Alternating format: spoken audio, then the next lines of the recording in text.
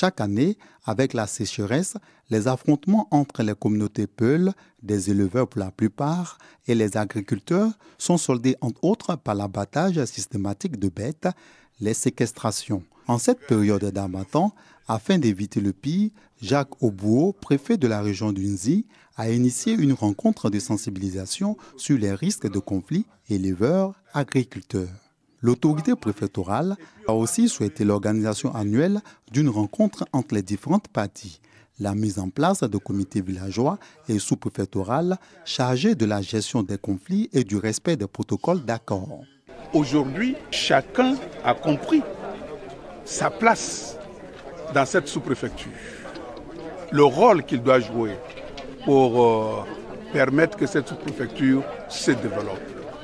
Et je demande que l'entente qu'il y a eu, la compréhension qui a déjà existé, perdure et que cela se fasse dans la pure cohésion sociale, dans la compréhension des uns et des autres, aussi bien de leur rite, de leur culture et que de leur manière de vivre. Selon la direction régionale de l'agriculture d'Unzi, les dégâts dus aux nombreux conflits communautaires dans le département de Dimbokro ont causé un préjudice de plus de 28 millions de francs CFA, dont 18 millions dans la seule sous-préfecture d'Abegui en 2016. Les 17 villages de la sous-préfecture d'Abegui dans le département de Dimbokro ont promis cultiver la cohésion sociale et la paix, socle de tout développement.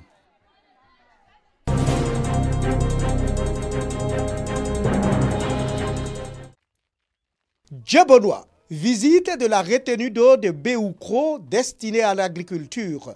Réalisée par l'État de Côte d'Ivoire, cette infrastructure est créée pour développer des activités dans le milieu rural pour fixer la jeunesse.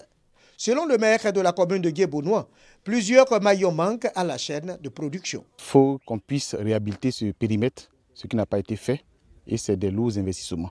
Il faut qu'on puisse revoir le projet et l'accompagner par une mécanisation. D'une superficie de 26 hectares, dont 16 aménagés, cette première partie produit 5 tonnes à l'hectare d'une variété de riz GT11 de très bon goût. L'agriculteur souhaite du matériel pour une production à grande échelle. Le besoin de matériel, à savoir le motoculteur par exemple, un motoculteur pour labourer, avec le motoculteur peut faire au moins 1, 2 hectares sans difficulté. Mais à la main, 1 hectare c'est difficile. Donc on veut le motoculteur. Et quand c'est grand aussi, la récolte et le bataille, c'est un peu compliqué. Donc on veut aussi battre aussi pour battre également le riz. Kofi Alexandre ambitionne faire de Djebonois le grenier de la région de Bouaké, d'où son appel à la jeunesse de la localité.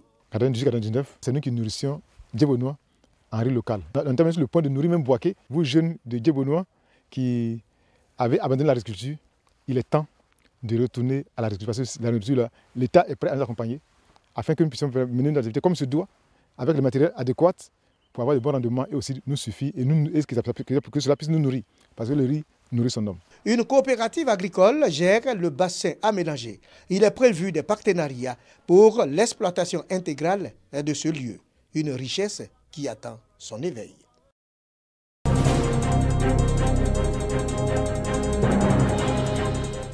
Ces images ont été prises à Dimbokro au plus fort des troubles orchestrés par les élèves des collèges et lycées dans certaines villes du pays.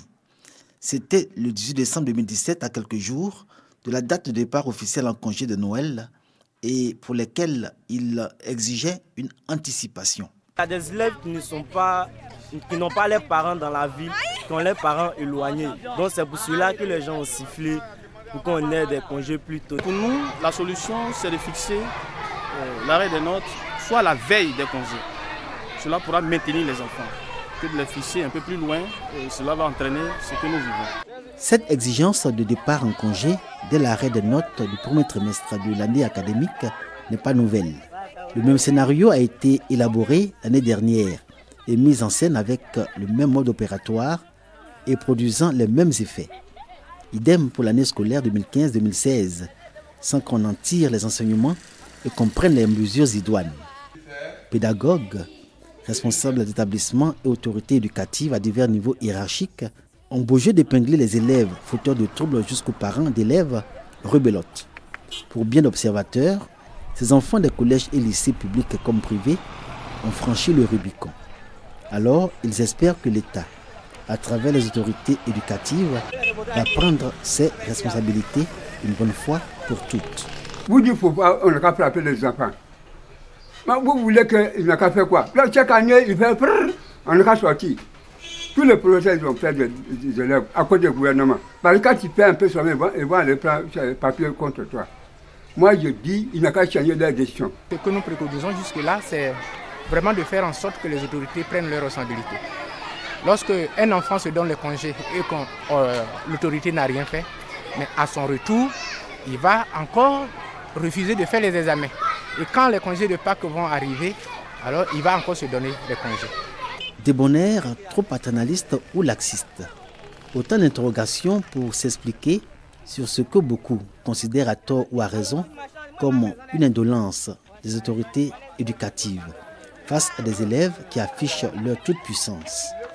À ce jour, ceux-ci sont comptables de nombreux casses et saccages perpétrés avec une violence extrême sur laquelle filtre une rage dont les manifestations dépassent l'entendement au regard des raisons évoquées. Le directeur régional de l'éducation de la région d'Unzi a été sévèrement molesté par une horde d'élèves prêts à braver les forces de l'ordre.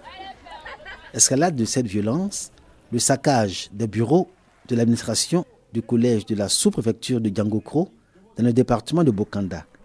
De qualité tranquille jusqu'au jour du lundi 18 décembre, où suite à des actes de vandalisme de certains élèves, la gendarmerie avait dû appréhender un meneur, aussitôt relâché, face à la furia des élèves casseurs. Entre accusations portées contre les autorités éducatives et des aveux de ces élèves auteurs d'actes de vandalisme, les parents d'élèves sont appelés à leur responsabilité. On peut dire qu'on a échoué parce que aujourd'hui à l'école, c'est vrai, on parle seulement que des droits des élèves, on ne peut pas dire des droits des enfants. Alors il faut aussi mettre l'accent aussi sur les devoirs. S'il y a lieu de prendre des sanctions, que ce soit les parents eux-mêmes qui prennent sanctions contre leurs propres enfants. Et cela, je crois que ça va être une leçon pour tout le monde, pour que cela s'arrête. On ne peut pas vivre dans un pays où on veut que ce pays aille de l'avant et puis refuser d'aller à l'école. Dans ces scénarios qui se répandent dans plusieurs régions du pays, tous les élèves ne sont pas au cœur de l'action. Nombreux parmi eux désapprouvent leurs camarades, incapables cependant de mener quelque résistance. Conséquence, ils deviennent victimes innocentes d'une situation devant laquelle ils n'ont aucun pouvoir de réaction.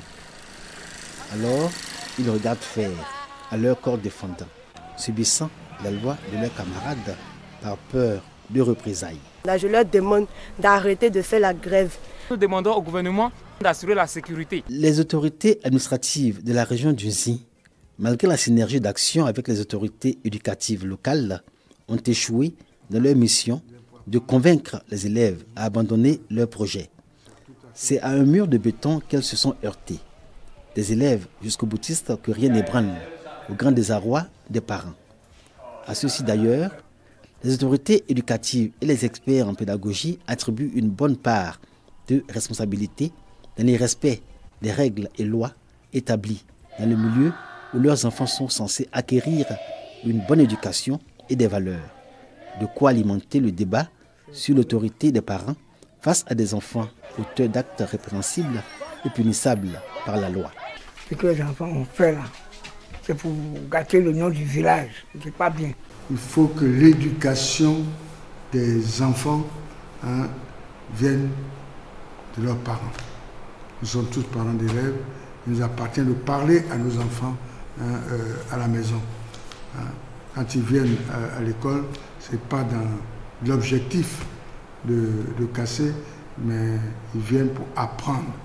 Et malheureusement, ce n'est pas le cas. Avec les congés de février officiellement annoncés pour le 16 du mois prochain, on peut encore redouter une réaction des élèves pour les mêmes motifs, imprévisibles qu'ils sont, d'autant que 48 heures avant cette date, la Saint-Valentin va retrouver ses droits.